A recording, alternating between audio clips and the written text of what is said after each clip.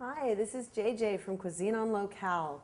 What I'm going to do right now is one of my favorite holiday recipes. It's a really, really versatile stuffing that's a little bit sweet because it's made with cornbread and apples, but it's also got a lovely savory quality of the simple fall crops. You've got carrots, onions, celery, parsley, and thyme.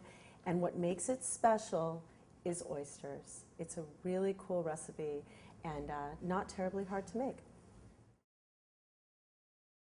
Okay, so we're going to start with the vegetables because they all need to be chopped down to a pretty small size because this is a stuffing. So we're going to start by cutting down onions, celery, and carrots. I like stuffing. It's a good way to get a variety of vitamins into the kids because most kids like stuffing, right? There's been a lot of controversy over the last couple of years about whether you should cook your stuffing in an animal or outside of one. In this case, I'd probably be talking about turkey. The problem with cooking stuffing inside of a turkey is that as the turkey cooks, the juices drip down into the stuffing, and if the bird never reaches the right internal temperature, you can end up with food poisoning in your stuffing. The stuffing is like an incubator for food poisoning, basically. To get the stuffing hot enough, a lot of times you have to overcook the turkey, and then you end up with a dry turkey so that you don't end up getting salmonella. It's a fair trade. But the advantage to cooking the stuffing in the bird is that the juices drip down and get into the stuffing, and it tastes wonderful. So it's a hard call. My mom insists on cooking the stuffing in the bird. I insist on cooking the stuffing outside of the bird. What I'm going to do today is actually cooking it outside, so I'm going to show you how to do that because cooking it inside is only a little bit different. If you're going to cook it inside, you do have to watch out that you don't put quite as much moisture into the stuffing as I'm going to today. I'll mention that again. But if you're cooking it outside, you have to make sure that it doesn't get too dry when you're baking it. So, you know, sort of have to play around with it a little bit. But what we're doing today is cooking it outside. Okay, so we have chopped celery, carrots.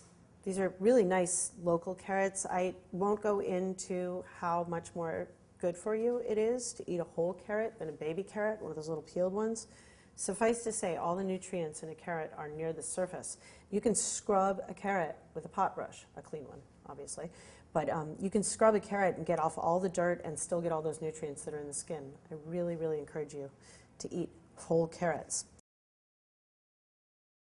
So this is an interesting recipe because it has apples in it. And the easiest way to get these apples to the way you want them is just to cut them right off the core. You can leave the skins on them, the peels on them. You're going to just give it a little dice. Add some sweetness to this recipe.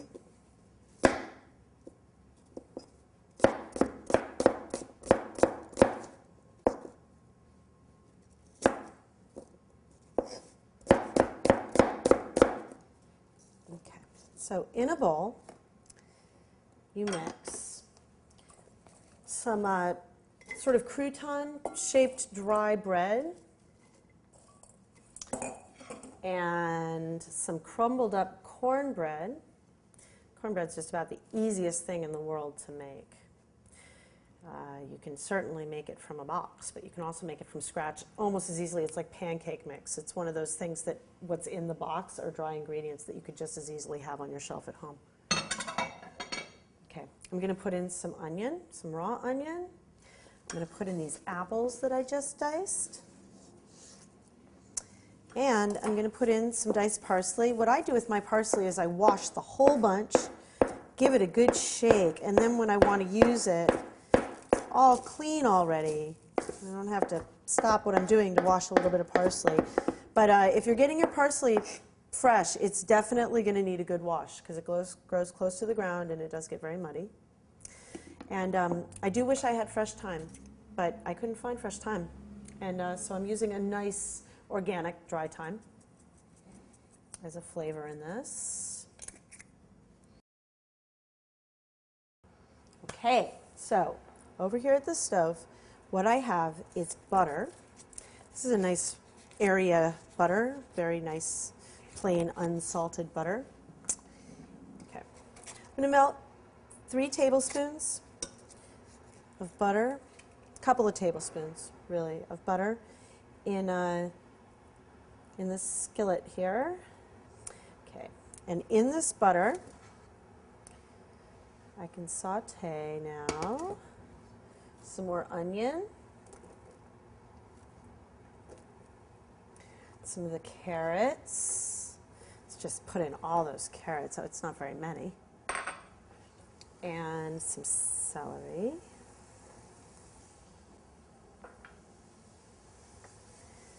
And we're just going to saute this until it's transparent. This is on medium-high heat. When the butter starts to sizzle, what it's doing is it's cooking off some of the water that's in there, and that's when you know that it's ready to start sauteing. You could also substitute some of this butter for olive oil to make a lower fat, a lower saturated fat version of this dish. That would be just fine. Okay, when those are nice and transparent, those onions and that celery get nice and transparent, you can transfer them into a bowl to get them out of the pan. And then in the same pan, put the pan back on the stove. Careful now, that pan's going to get hot really fast, right? Because the stove's hot, the pan's hot, and you just took everything out of it. You don't want that butter that's left in there to burn. So we've got a lot of butter in this pan, this good healthy tablespoon of butter. Before it turns brown, you add a half cup of white wine and bring it to a simmer, full simmer. So it's really boiling. What I'm doing right now is I'm actually cooking off some of that alcohol content because it's not going to get hot enough in the oven or in your bird to cook off that alcohol-y taste, and you don't really want that. When you're cooking white wine, what you're looking for is an unoaked white wine. If you use an oaked wine, it's going to give kind of bitter overtones to your dish. So you have to kind of watch out for that. See if you can find an unoaked white wine. Chardonnay is good, for example. Okay, now these are the oysters. They're shucked. I'm going to take my clean hand, and I'm going to go through and just make sure that there's no bits of shell in there. This is something you kind of have to do by hand. Fortunately, you're about to make them very, very, very hot. So I'm going to go through and make sure there's no big chunks of shell. And then I'm going to take the oysters in their juice, which is called liquor. Notice that I've been keeping them on ice. You want to keep them very cold. This is fresh seafood. It can grow food germs very quickly. I'm going to take the oysters in their liquor. I'm going to turn this up to the highest heat I can get, which is not very high, unfortunately, on this electric stove. But if you have a gas stove, you're going to get it a lot hotter. If it's boiling really rapidly, you got to move fast. What I'm going to do is I'm going to pour all of this in here and bring that back to a boil as quickly as possible on an electric stove. This is called poaching. It's like poaching an egg. I'm poaching these oysters in the white wine and butter. And throwing all that liquor in there is going to give this juice that I'm making here a wonderful, wonderful oystery, winey, buttery flavor. For good measure, I'm going to throw in a pinch of very nice salt. Just a pinch. Don't need much in there. You can always add salt, but you can't take it away. Okay, now my oysters are poached. They're done. I'm going to take them off the stove. Okay, I'm just taking the oysters out of the pan here, not the rest of this juice. Because if I pour all this onto my stuffing right now, what I'm going to end up with is mush.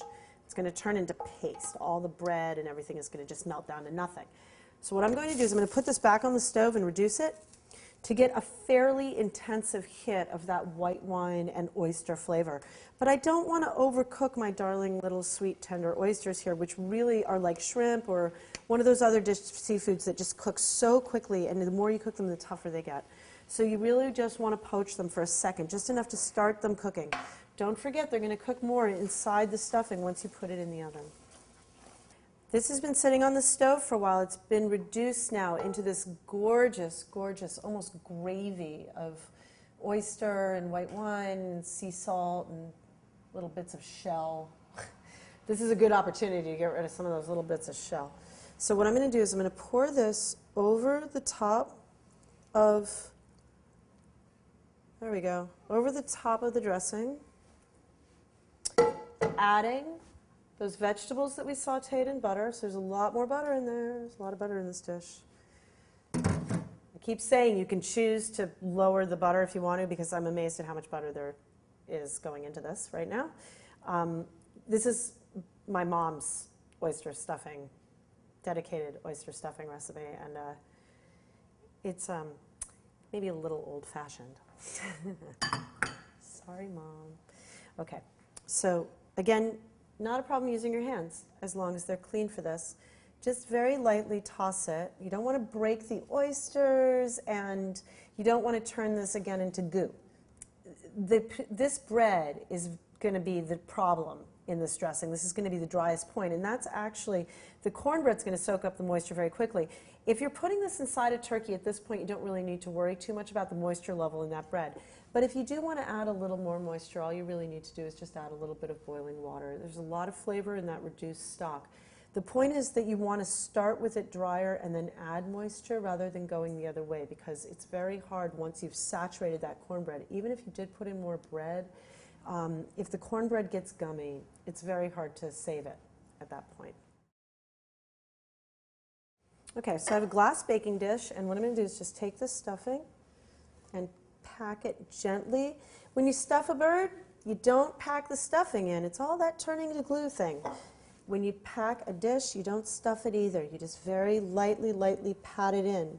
Sometimes people like to wrap their stuffing in tin foil. What that does is it gives the stuffing a crust. And I'm actually going to put a piece of tin foil on top of this stuffing to get that crust on the top. But I'm not going to wrap the whole thing in tin foil today. Okay, so there's our stuffing in its beautiful little pan. You might want to rinse your hands before you touch that tin foil.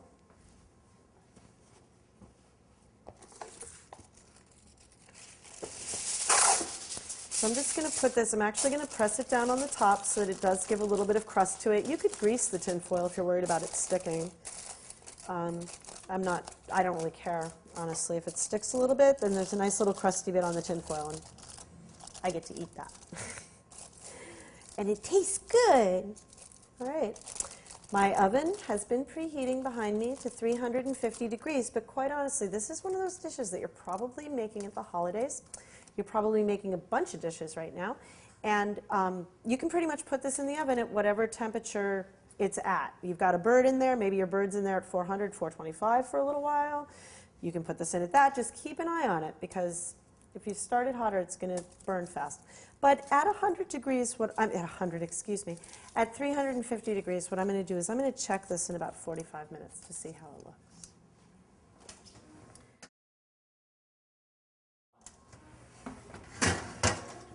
I can't wait. Okay, here it is. Look at that, gorgeous. So there it is. This is oyster stuffing, cornbread oyster stuffing for your holiday table. It goes really well with any number of roasted meats, but personally, I recommend turkey.